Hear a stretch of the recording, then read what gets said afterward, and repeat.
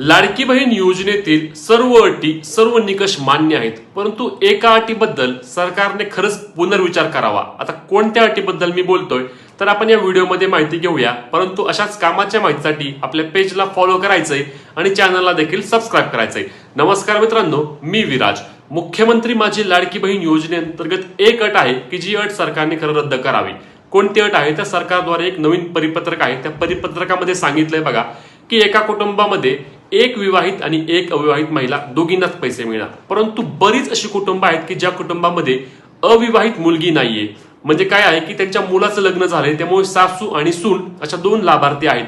मग जर तुम्ही अविवाहित एकीला लाभ द्यायला तयार आहेत तर मग दोन विवाहितांना लाभ द्यायला काय अडचण आहे?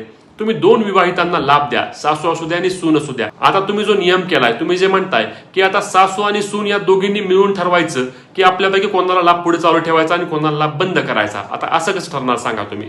यामध्ये घराघरात भांडणं लागतील।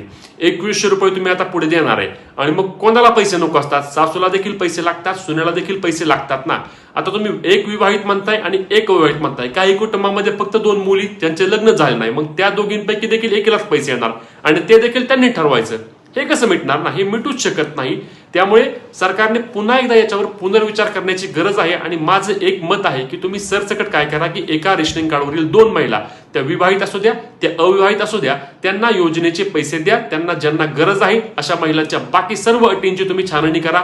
4 चाकी वाहन असेल, उत्पन्न असेल, सर्व बाबी तपासा।